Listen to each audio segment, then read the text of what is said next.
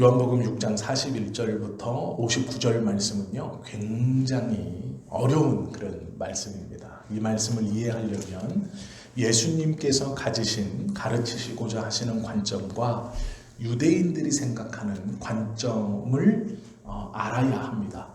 유대인들은 예수님의 말씀을 계속해서 알아듣지 못하고 있습니다. 왜 그러냐면 우리가 요한복음 1장에서부터 지금까지 이 6장 중반절까지 가만히 오시다 보면 예수님과 직접 만났지만 예수님의 말씀을 알아듣지 못하고 알아듣지 못했음에도 불구하고 자신이 만난 그 예수님으로 인하여 삶이 변하는 사람들을 보았습니다. 예수님의 말씀을 온전히 알아들어서 그 말씀을 100% 이해해서 이 예수님이 지금 무슨 말을 하시는가를 완전히 깨닫고 이해하고 믿은 것이 아니라 그 부딪힘의 충격이 자신의 삶에 가지고 있었던 모양을 완전히 달라지게 해서 이해하지 못했지만 그 영향력을 받아 삶이 변했다라는 사람들이 등장합니다. 대표적인 사람들이 제자들이고요. 그 다음에 등장하는 사람들이 니고데모입니다. 예수님을 찾아와서 영생에 대한 갈망함을 물었고 예수님은 그 이야기를 정확히 해주셨습니다. 그러나 니고데모는 예수님의 말씀을 오해했죠. 또 우리가 얼마 전에 보았던 수가성 여인의 이야기 또한 마찬가지입니다.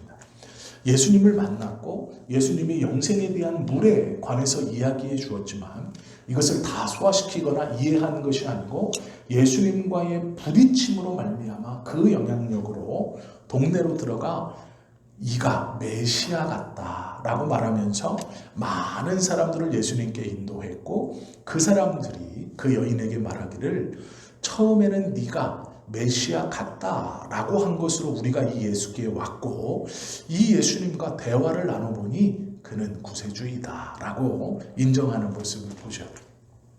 이런 일련의 사건을 거치고 이제 예수님은 예루살렘을 떠나서 또 갈릴리 주변 지역에서 이 말씀을 계속해서 이어가십니다. 오늘 이 말씀도 갈릴리 지역에 위치한 가버나움의 회당에서 벌어졌던 일입니다. 가버나움의 회당은 우리로 생각하면 이런 곳입니다. 북이스라엘의 남과 북이 남유다와 북이스라엘로 솔로몬 이후에 여로보암과 르호보암으로 말미암아 나라가 나눠지고 그리고 나서 남북으로 경계선이 갈릴 때 선지자들이 이 양쪽 국가를 하나의 국가처럼 왔다 갔다 하면서 하나님의 말씀을 전했습니다. 그런데 의외로 선지자들의 영향력이 컸던 지역은 성전이 있는 남유다가 아니라 북이스라엘이었습니다. 왜 그러냐면 북이스라엘은 성전이 없으므로 하나님의 선지자들이 대부분 북이스라엘을 중심으로 사역했습니다. 남유다는 하나님의 선지자들의 말씀을 존중하긴 했지만 성전을 그들이 가까이 했으므로 제사장들이 가르쳐주는 하나님에 대한 것을 중심으로 신앙생활을 했고 북이스라엘 지역에 있는 여러 열 족속들은 선지자들이 인도하는 하나님의 나라와 전해주는 말로 하나님의 뜻을 깨닫곤 했습니다. 이것이 통일이 되어서 다시 이스라엘이 하나가 된 다음에 북이스라엘 사람들은 사마리아 사람들과 마찬가지로 남유다, 이스라엘로 몰려들었고 그 통일이 된 이후 몰려들으면서 원래 남유다에 있었던 이 예루살렘 성전을 갖고 있었던 아래쪽의 유대인들이 성전을 중심으로 계급을 형성합니다. 이게 무엇이냐면 성전을 가지고 있었다는 것은 하나님의 특별한 복을 우리가 받았기 때문에 우리는 이 성전을 지켰고 그러므로 너희들보다 고귀하고 종교적으로 우리가 위에 있다라는 겁니다.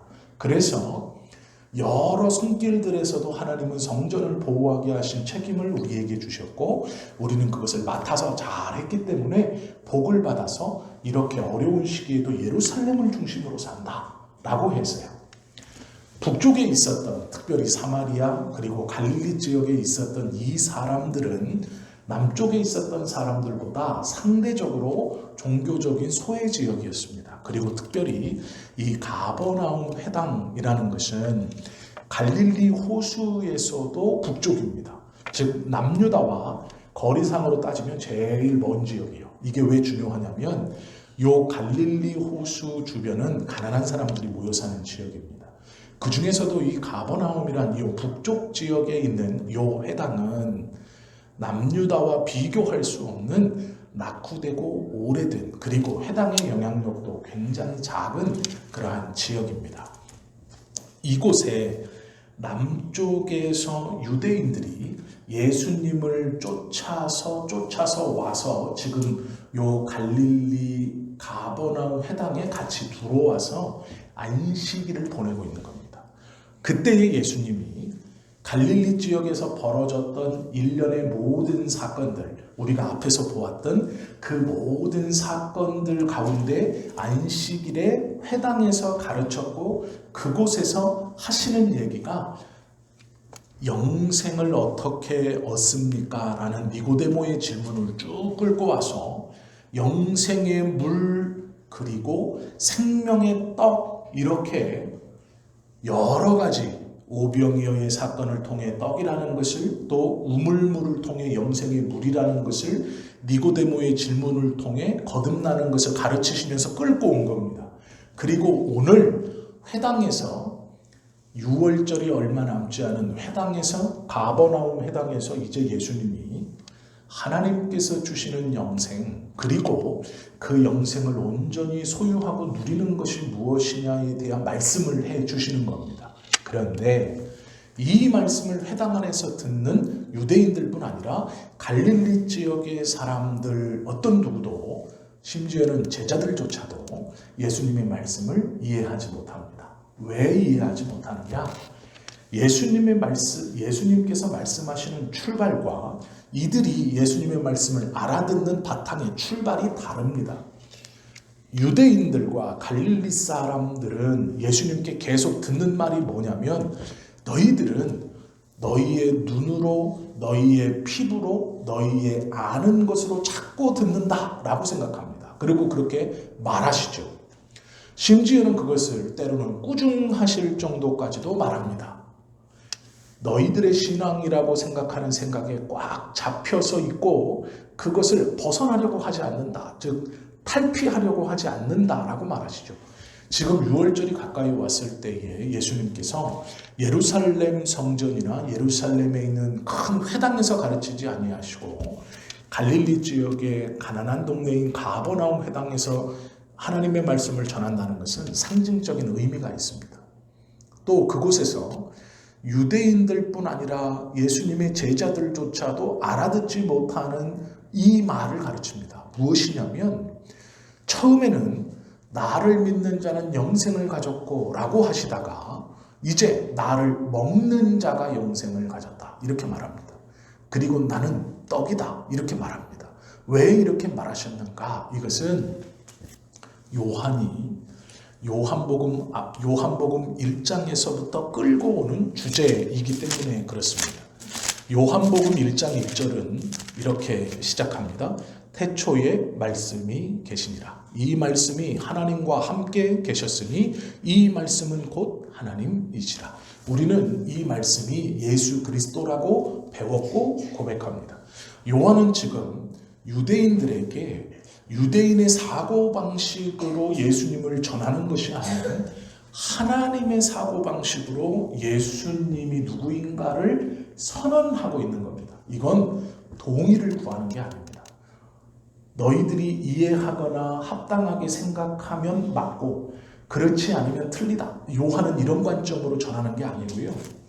하나님의 관점에서 예수님이 하시는 말씀들을 이 사람들이 이해하건 이해하지 못하건 예수님께서 하셨던 말씀 그것을 그대로 전하는데, 그 말씀을 기록해 놓고 순서를 배열하는 데 있어 정확한 의도를 가지고 지금 끌고 가고 있습니다. 이것이 요한복음입니다. 오늘 이 6장의 말씀은 굉장히 중요한데요. 성경을 가만히 읽고 이 성경에서 말씀하시는 하나님의 창조 그리고 창조의 운행을 보면 바탕으로 우리가 이걸 이해하시면 예수님의 이 말씀이 이해가 됩니다. 먼저 유대인들은 눈으로 보여지는 것, 그리고 지금 예수님은 요셉의 아들이고 마리아의 아들입니다. 그리고 이 예수님의 태어나심은 가버나움 이 갈릴리 지역에서도 가난한 베들레헴에서 자랐다라고 말하죠. 그리고 그것이 주 활동 무대였습니다. 남쪽 유다에서 바라보는 사람들의 시각으로 예수님을 보면 예수님은 3등 선지자입니다. 이게 무슨 얘기냐면 예루살렘을 중심으로 살고 있는 사람들, 그들은 나라가 쪼개졌을 때도 멸망했을 때도 남쪽 유다를 중심으로 살았습니다. 제가 쉬운 예를 드리면 이겁니다. 바벨론이나 아수르가 이스라엘을 멸망시키고 1등급 귀족 중에서도 괜찮은 제일 위의 등급, 피라미드처럼 계급사회가 있는 제일 위의 1등급을 바벨론에서는 본토로 데리고 갔습니다. 그래서 그곳에서 재교육을 시켜서 바벨론 제국의 관리로 삼았습니다. 그 뒤에 나온 이 아시리아나 여러 나라들은 본토로 이들을 데려가지 않았고 이들을 자신들과 섞어버립니다. 즉, 요 피라미드처럼 있는 1등급의 귀족들을 자신들의 나라에 있는 2등급과 3등급의 귀족들을 이 나라로 불러다가 이 나라의 로얄 패밀리들과 섞었습니다. 1등급의 귀족들과 자기네 나라의 2, 3등급의 귀족들을 섞어서 요 나라의 통치자로 만들었습니다. 그것이 사마리아입니다. 원래 이스라엘이 가나안 중심으로 자리 잡혔을 때 성전을 중심으로 시간이 지나면서 계급이 형성되고 그 계급에서 나라를 다스리는 귀족들이 생기기 시작했습니다. 그리고 이 귀족들이 여러 층으로 나누어져 있을 때 소위 1등급, 2등급의 귀족들은 포로로 끌려가거나 아니면 그 나라의 2등급, 3등급 귀족과 섞여서 사마리아의 수도를 삼아 가르치기 시작했습니다. 여기 유대에 남아있는 것은 쉬운 예로 하면 3등급 귀족들입니다. 아니면 하층민들이었습니다. 다른 나라, 지배하는 나라들의 귀족과 섞일 수 없는 신분이거나 부족하거나 그러나 이들을 가지고 여기 본토를 다스려야 했기 때문에 남유다, 특별히 예루살렘의 그 3등급 정도 쉽게 설명하면 도지사나 이런 국회의원들을 잡아가고 자기네 나라들 귀족들과 섞어버리고 이장님들 데려다가 놓은 거예요. 그런데 시간이 지나자 요 사마리아에서 섞여있던 요 사람들의 나라의 힘이 약해지고 이들이 예루살렘으로 내려오고 싶었지만 그 3등급 직급이 낮았던 요 사람들이 예루살렘 성전을 중심으로 하나님의 이름을 가지고 세력을 키워서 이들을 내려오지 못하게 했습니다. 그래서 이 사람들이 주류가 되었고 요곳에서 주류가 되지 못한 사람들은 요 사마리아에도 끼지 못하고 갈릴리 지역으로 올라갔습니다.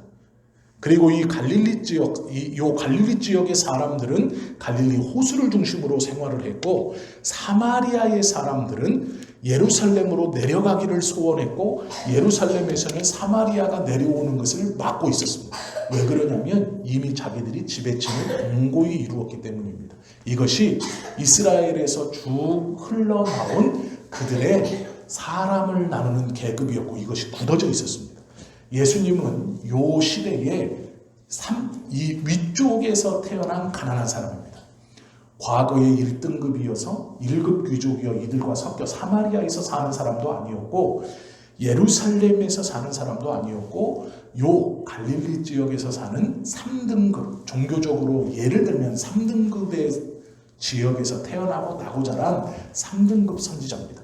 이 선지자가 1등급 선지자의 대표적인 사도 요한, 세례 요한의 이야기를 듣고 예루살렘에서 영향력이 커지자 세례 요한에게는 아무 소리 못했던 1등급의 유대인들이 3등급의 선지자인 예수를 몰아낸 겁니다.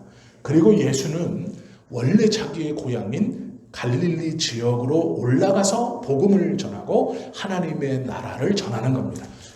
이것이 그냥 쉽게 설명한 이스라엘 백성들이, 이스라엘 유대인들이 갖고 있었던 사고였습니다. 이 안에 이런 사고에 꽉 차 있었던 유대인들에게 예수님은 이들이 과거에서부터 갖고 있었던 이 생각으로 말씀하시는 게 아니라 전혀 다른 생각으로 이야기하십니다. 그것이 뭐냐면 예수님의 한마디 한마디를 이해하기 위해서, 특별히 요한복음 6장을 이해하려면 성경을 학문적인 털에 넣고 분석한 신학을 모르면 이해하지 못합니다. 단순히 유대인들이 무식하다, 그것이 아니고요. 유대인들이 욕심에 사로잡혀서 예수님을 인정하지 않는다, 그것이 아닙니다.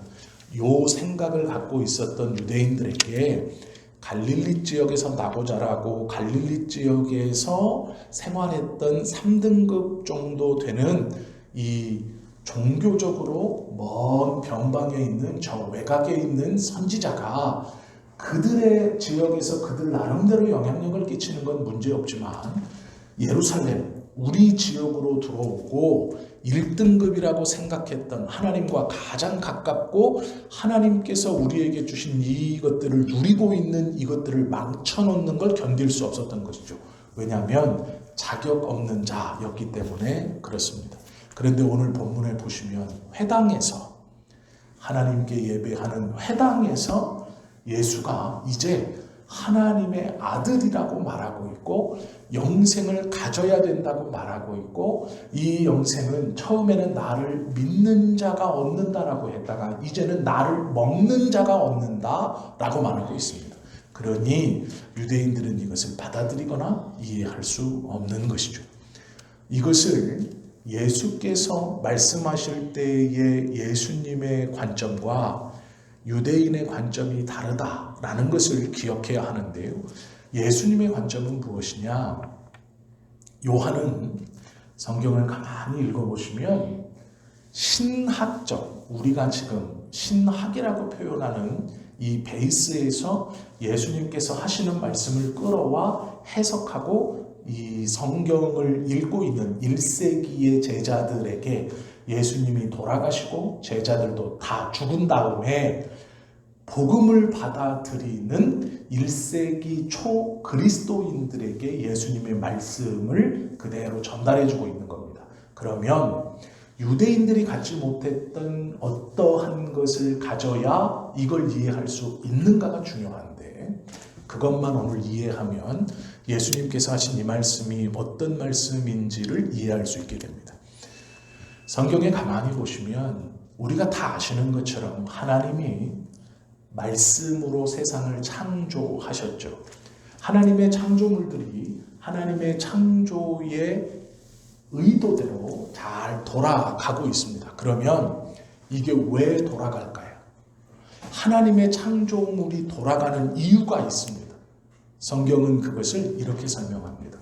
하나님께서 스스로 존재하시는데 하나님의 존재는 다른 사람의 인정이나 다른 사람의 영향력 없이 하나님 자체에서 하나님을 향한 영광의 빛이 발산이 됩니다. 그리고 하나님께 창조된 모든 이 우주에 창조된 모든 피조물들은 하나님의 존재 이유로 스스로 나오는 그 빛, 이 빛이 나옴으로 인하여 이것들이 운행되어집니다.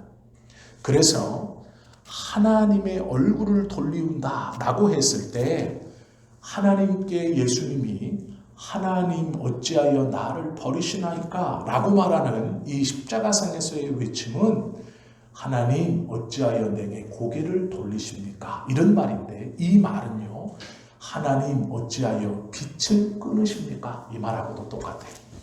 하나님이 존재하시는 그 이유, 그래서 하나님이 존재하시는 한 이 빛은 나오지 않을 수 없습니다. 자동으로 나오는 거예요. 하나님에게서 나오는 빛이 우주를 움직이게 하는 힘입니다. 이게 하나님께서 존재하시는 그 자체로 나오는 빛이 우주를 움직입니다. 그리고 예수님에 대해서 뭐라고 설명하느냐? 학자들은 하나님께서 의도를 가지고 그의 옆구리에서 의지적으로 밀어내셔서 뽑아낸 겁니다. 예수님을 잘 이해하셔야 됩니다. 신학에서 삼위일체를 설명할 때 예수님을 발현이라고 말합니다. 하나님이 성부가 의지를 가지고 자신의 옆구리에서 예수님을 자신에게서 밀어냅니다. 밀어내 옆구리에서 예수님이 나오실 때 하나님의 의지로 예수님을 밀어내 옆구리에서 나오게 하실 때 그 성부와 그 성자, 옆구리에서 하나님의 의지로 밀어내어 나오게 하시는 그 성자에게서 동시에 성부가 의지를 가지고 예수님을 옆구리에서 밀어낼 때 성령이 자신의 의지로 성부와 성자에게서 발출됩니다. 이 발현과 발출이라는 것을 설명하고 있습니다. 굉장히 어려운 말인데요. 이것은 이해하는 게 아니라 그냥 믿으면 되는 것인데, 조직신학에서 삼위일체를 얘기할 때 성부가 의지를 가지고 옆구리에서 성자를 밀어내실 때 그 성자와 그 성부에게서 본인의 의지로 성령이 나오셨다, 이렇게 설명합니다. 그래서 삼위일체라고 말해요. 성자는 성부의 의지로 밀어내어 나오셨고, 나오실 때 성령은 성령의 의지로 성부와 성자에게서 스스로 나왔다, 이렇게 말합니다. 이것이 삼위일체입니다. 왜 그런지, 왜 이렇게 설명하는지 저는 몰라요. 여기까지만 배웠습니다. 그리고 이 이상은 안 가르쳐 줍니다. 그런데 이것을 왜 이야기하느냐? 하나님께서 이것을 마치신 후에 창조하십니다. 창조하시고 하나님에게서 나오는 빛, 예수님도 성부에게서 나왔기 때문에 성자, 성부에게서 나오는 그 빛으로 예수님이 산다라고 말씀하십니다. 내가 성부의 빛으로 산다. 즉 내가 성부가 살아계심으로 산다라고 표현하시고, 온 우주 만물이 나로 말미암아 성부께서 의지를 가지고 나를 옆구리에서 밀어내시는 그 밀어내어 나오는 그 순간 온 우주 만물이 함께 성부의 빛으로 살듯 나도 성부에게서 나왔으니 성부가 살아있는 그것을 증명하는 빛 때문에 살고 있다라고 말씀하십니다. 이 말은 뭐냐면, 쉽게 표현하면 이겁니다. 성부께서 나를 의지를 가지고 밀어내실 때 온 우주가 함께 창조되었고, 그 온 우주가 함께 창조되어 작동하는 것은 성부가 계시는 것을 증거하시는 빛이 나옴으로 말미암아 작동하고 있고, 나 또한 그 성부와 함께 창조를 했고 그와 동시에 성부의 빛으로 살아간다라고 말하는 것이죠. 그래서 내가 없이 창조된 것이 없고 성부가 없이 우주가 돌아가지 않는다라는 겁니다. 이 말은 뭐냐면, 오늘 본문에서 예수님이 나를 먹어라 라는 것은 내 몸은 떡이다, 내 피는 음료다 라고 말씀하시는 것은 성부께서 창조하시고 그 창조하시는 것이 성부의 뜻대로 온전히 돌아가는 것. 쉬운 말로 하면 성부가 존재하시는 빛을 비추는 그 빛이 비추이는 모든 곳은 온전히 창조의 목적대로 돌아가는데, 너희는 죄로 인하여 그 빛이 비추이지 않는 상태에 들어왔고, 이제는 내가 나를 먹음으로 다시 그 빛을 비추는 상태로 그 빛을 받는 상태, 즉 원래 창조된 목적대로 온전히 돌아가는 상태로 회복된다 라고 말씀하신 것이죠. 47절에 보면 이렇게 말씀하시죠. 47절 보시면 진실로 진실로 너희에게 이르노니 믿는 자는 영생을 가졌다라고 말하죠.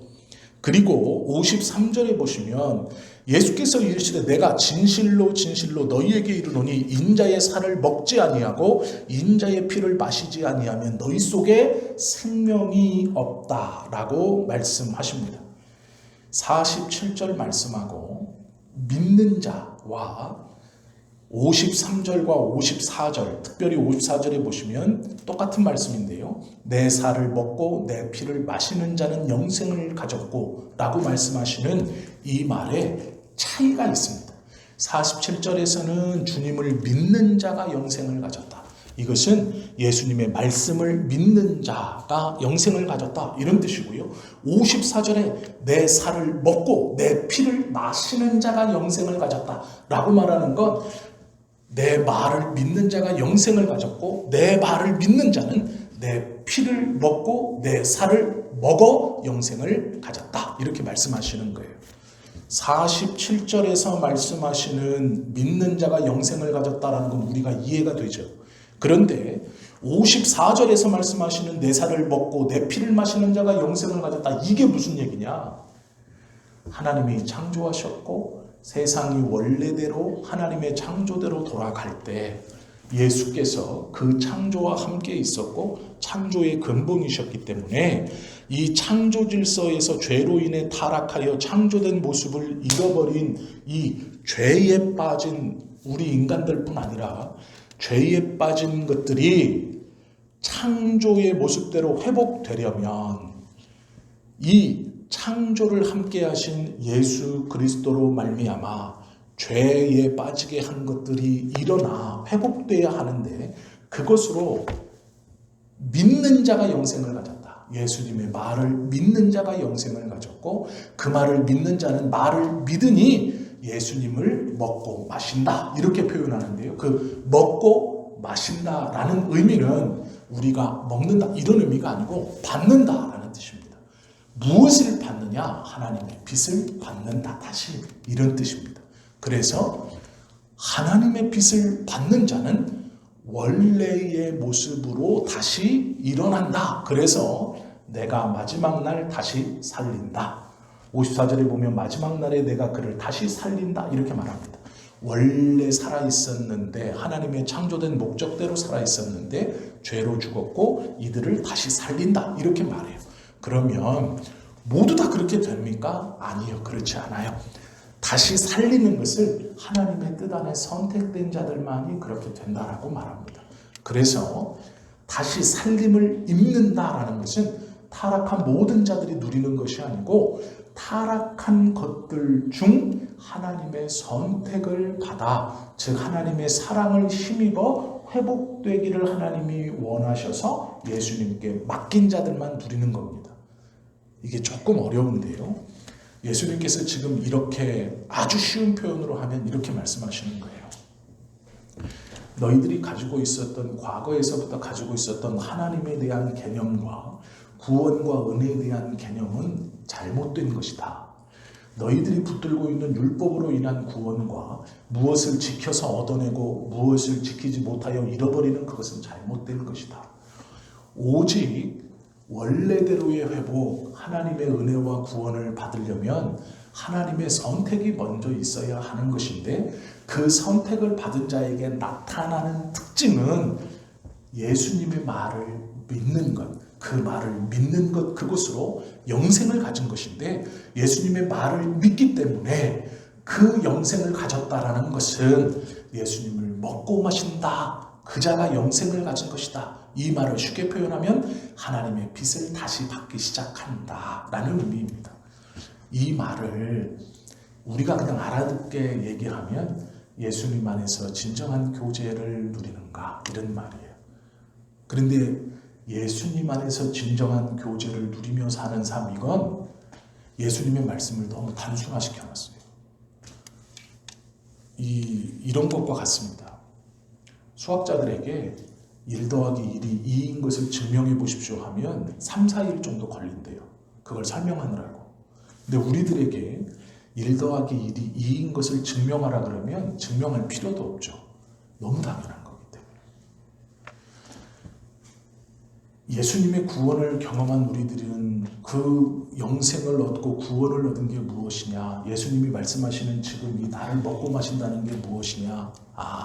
예수님의 십자가를 잘 묵상하고 그 십자가를 기억하고 또 그 예수님은 어땠을까라도 생각하며 교제하고 살아가는 거지. 아니요, 그게 아니에요. 이건 너무 단순화시켜 놓은 거예요. 예수님께서 말씀하셨고 가르치셨고 성령까지 받아가면서 하나님의 말씀을 이해하고 그 성령을 통해서도 다 깨닫지 못해서 예수님이 마지막 날 너희가 내 심판대 앞에 서서 그 모든 것들을 나를 다시 볼 때에 이해하게 될 것이다 라고 말했던 이 복음의 이 커다란 걸 너무 쉽게 줄여놨어요. 너무 쉽게 설명하려고 그랬어요. 그래서 우리에게 예수님과 교제하면 됩니다. 교제하며 살아가면 됩니다. 그것이 영생의 삶이고 예수님을 누리는 삶이고 예수님 안에 있는 삶입니다. 예수님 안에 성경에 보시면 예수님이 직접 말하죠. 내가 아버지 안에 있는 것 같이 나를 먹고 마시는 자는 내가 그 안에 있겠다. 너와 함께 하겠다. 이렇게 말하거든요. 이거를 너무 쉽게 표현해 놨어요. 너무 쉽게 표현하니까 너무 쉽게 아무것도 아닌 게 돼버렸습니다. 우리가 바른 믿음을 갖지 못하는 이유는 알지 못하기 때문이에요. 예수님께서 가르치신 바를 그 시대에 예수님께서 왜 이 말씀을 쭉 끌어서 지금 앞에 것을 이해한 사람들에게, 특별히 제자들에게 따로 계속 설명해 주시면서 이 이야기를 하고, 요한은 하나님께서 요한의 손을 빌어 이 요한복음을 기록하게 하시면서 왜 우리가 성경을 읽을 때 성령 하나님의 도움을 구하며 기도하며 이것들을 깨달아야 하냐면 이렇게 단순화시키는 위해서가 아니고요. 그대로 이해할 수 있기 위해서요. 그대로 이해할 수 있기 위해서. 물론 다 이해하지 못합니다. 저도 마찬가지고 누구도 다 이해하지 못하지만 예수님께서 이 요한복음 6장에서 가버나움의 회당에서 유대인들에게, 제자들에게, 그 안에서 지금 안식일을 보내고 있는 사람들에게 나를 먹어야 한다. 나를 먹고 마셔야 한다. 내가 그 생명의 떡이다. 내가 그 영생이다. 나를 먹어야 영생을 누릴 수 있다. 나를 먹으면 나와 함께 있다. 라고 말씀하시는 의도는 창조의 출발과 창조물의 운행과 그 성부의 빛이 비쳐야 창조의 목적대로 운행되고 살아가고 나아가기 때문에 예수님은 그 창조와 함께 계셨고 창조를 함께 하셨고 창조의 재료이며 창조의 근본이기 때문에 다시 회복해라 이 말을 창조의 순서대로 거꾸로 가서 쳐다보면 어떤 말이냐면 그 빛을 다시 받아야 된다라고 말씀하시는 거예요. 쉬운 말로 너희가 그 빛을 받지 못하도록 너희를 두껍게 둘러싸고 있는 죄에 대한 껍질, 이 껍질을 깨버리고 유대인들에게 예수님은 이 말을 어떻게 하는 거냐면 율법주의를 깨버리고 너희들의 습관적으로 했던 것을 과거로부터 가지고 있던 것들을 다 깨버리고 그것을 껍질을 깨고 나와서 하나님께서 비춰주시는 존재의 그 영광의 빛을 받을 때 다시 온전히 회복되어 너희가 창조의 목적대로 영원한 생명을 누린다. 영원한 하나님의 뜻 그대로 다시 회복되어 살아갈 수 있다. 다시 회복되어 살아가는 걸 영생이라고 하는 거예요. 우리가 하나님의 나라에 들어가서 죽지 않고 영원히 사는 걸 그것만이 영생이 아니고요. 그것도 영생이고 이 땅에서 하나님의 목적대로 살아가는 것을 영생이라고 하는 거예요. 왜 그러냐? 죄 아래 살던 삶은 영생과 상관이 없는 삶이죠. 그러기에 이것은 한정적인 삶입니다. 그러나 우리가 예수 그리스도를 붙들고 그것을 깨고 예수님께서 원하시는 하나님의 뜻에 따라 하나님의 빛을 받아 이 땅에서 쉬운 말로 예수님과 교제하며 살아가면 이 삶은 영생과 연관 있는 삶이 되는 거예요. 그래서 이 땅에서의 삶도 영생을 살아가는 삶인 거예요. 저것만 영생이 아니고요. 우리가 지금 예수님을 믿고 살아가는 이 땅의 삶도 영생의 출발, 영생의 실타래 안에서 죄인과는 다르게 죄인은 이 영생과 관련이 없기 때문에 끊어져 여기서의 삶을 살아가는 것이고 우리는 그리스도 안에서 회복되어서 우리가 지금 이 땅에서 살아가는 이 삶의 모습이 하나님께서 원하시는 영생과 맞닿아 있기 때문에 이 삶도 영생의 삶 중 일부예요. 그렇기 때문에 이 삶을 소중하게 살아야 돼요. 이 삶에서 하나님의 뜻이 무엇인가를 알려고 노력해야 되고, 이 삶을 살아갈 때 하나님의 뜻 안에서 살기 위해서 몸부림쳐야 되고, 이것을 함부로 마음대로 살 수 없는 거예요. 그래서 하나님의 뜻을 구하고 하나님께서 원하시는 의미를 구하고 모든 것들을 하나님의 뜻 안에서 생각하고 사고하고 말하고 하려고 노력하고 기도하는 거예요. 그것에 대한 이 삶, 영생과 맞닿아 있는 이 삶을 잘 살아가도록 성경을 우리에게 주신 거예요.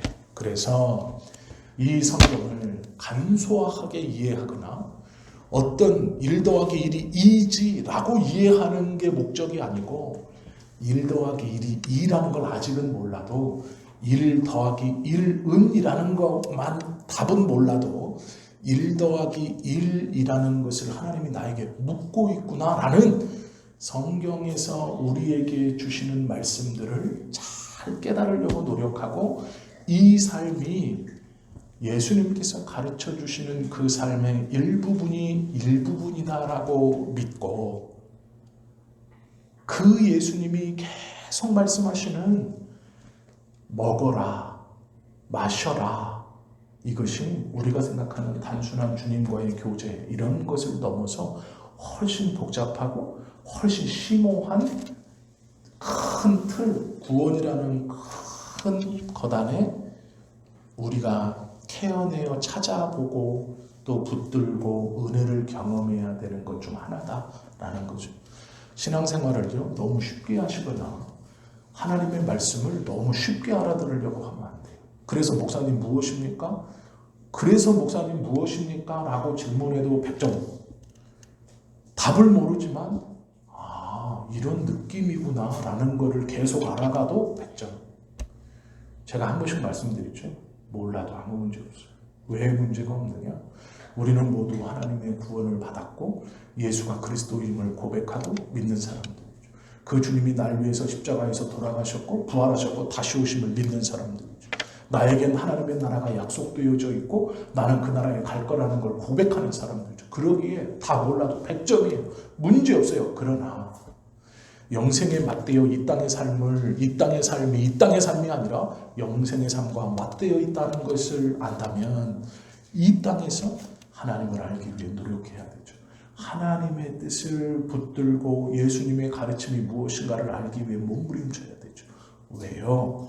그것이 영생을 살아가는 사람들의 모습이죠. 그 모습이 없이 그냥 죽어서 천국 가는 거, 그래서 기도를 어떻게 해야 응답받는다는 겁니까, 목사님? 물론 그것도 100점입니다. 그러나 신앙생활을 그렇게만 하면 안 돼요. 우리 마음에, 우리의 영혼에 갈급함이 있고 우리가 하나님의 말씀을 알기에 목마름이 생기지 않는 이유는 하나님의 말씀의 깊이가 무엇인지를 모르기 때문이에요. 모르니까 관심 없는 거예요. 하나님의 말씀, 특별히 예수께서 친히 제자들에게 몇 번씩 강조하시면서 가르치시고 마음 아파하시고, 예수님께서요 얼마나 이 영혼들에 대해서 관심을 가지고 계셨냐면, 예를 하나 들어드릴게요. 그냥 앞에 것까지는 뭐 다 알아들으셨을 것이라고 생각하고 이거는 조금 원외인데요, 번외 이야기인데요.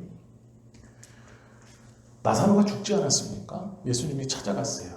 나사로가 죽었다는 것을 알고 갔어요. 그런데 예수님이 특이한 일을 합니다. 무슨 일을 하냐면 죽었다는 소식을 듣고 바로 쫓아간 것도 아니고 3일을 더 유하다가 갑니다. 그러면 예수님은 하나님의 아들이고 죽은 자를 살릴 거잖아요. 그리고 나사로를 살립니다. 우리가 다 아시는 것처럼. 그리고 3일 동안도 딴짓을 하고 계세요. 바로 안 가고 3일을 더 기다려요. 그러면 그 앞에 갔을 때 담담할 수 있어야 될 것 같잖아요. 그런데 성경에 보시면 그렇게 기록 안 되어 있고요. 땅을 치시며 통곡하셨다라는 말이에요. 그 원어를 분석하면 철퍼덕 주저앉아서 땅을 팡팡 치며 통곡하시는 거예요. 아니 예수님은 하나님의 아들이고 곧 살릴 거고 당신이 죽은 소식을 들었고 3일 동안이나 계셨었는데 아니 막상 와가지고는 땅바닥을 막 치면서 엉엉 통곡 대성 통곡하는 거예요. 그리고 나서 살려주세요. 예수님께서 당신 안에 있는 사람들을 생각하시는 것은 그들에게 한마디 한마디 그리고 그들의 어려움, 육신적인 죽음 그 앞에서 예수님이 느끼는 감정이나 그 안타까움이라는 것은 우리들이 그냥 생각하는 이런 수준이 아니에요. 성경에서 예수께서 당신을 따랐던 사람들, 당신과 교류했던 사람들이 죽었을 때 보여주시는 반응들을 보면 랍비로서 도저히 보일 수 없는 반응들을 했다고 성경은 기록하고 있어요. 나사로의 죽음이 대표적인 겁니다. 3일을 더 계셨고 살려주실 것이고 분명히 알고 있는데 땅을 치시며 대성통곡을 하세요. 엉엉 우시는 거예요. 땅바닥을 막 치면서. 그렇게 아프고 그렇게 원통한 거죠. 예수님께서 그 마음을 가지고 말씀하시는 거예요. 우리가 단순히 그래서 어떻게 기도하면 응답받습니까 목사님? 어떻게 하면 됩니까? 이런 거가 아니에요. 이렇게 쉽게 한 번 한마디로 두 마디로 알아듣고 아 그렇구나 깨달을 수 있는 게 아니에요. 예수님께서 오늘 가버나움에 해당해서 말씀해 주신 이것은 하늘에서 내려온 떡이니 조상들이 먹고도 죽은 그것과 같이 아니하여 이 떡을 먹는 자는 영원히 살리라. 이 말씀은 예수께서 가버나움에 해당해서 가르치실 때에 하셨느니라 하셨다는 예수님을 먹고 마신다는 의미가 무엇인가? 왜 이것을 계속 반복해서 못 알아들었던 니고데모를 시작으로 수가성 여인을 시작으로 왜 예루살렘에서 갈릴리에서 왜 또 가버나움 회당에서 이 말들을 몇 번씩 반복하면서 계속 말씀하시는가? 그 뒤에도 우리가 다음 주에 보겠지만 제자 중 여럿이 듣고 말하되 이 말씀은 어렵도다. 누가 들을 수 있느냐 한데 예수께서 스스로 제자들이 이 말씀에 대하여 수군거리는 줄 아시고 이르시되 설명해 주세요. 또 어떤가? 몇 번씩 하시는 거예요. 우리가 한마디로 알아듣고 이거다 라고 말할 수 없는 것이라는 것이죠. 성경을 함께 배워가고 또 이렇게 긴 시간 함께 하죠. 우리가 좀 이 말씀들을 잘 깊이 묵상하고 신앙의 온전한 성숙을 이루고 또 하나님께서 원하시는 그러한 신앙의 성장이 있기를 예수님의 이름으로 축원합니다. 기도드립니다.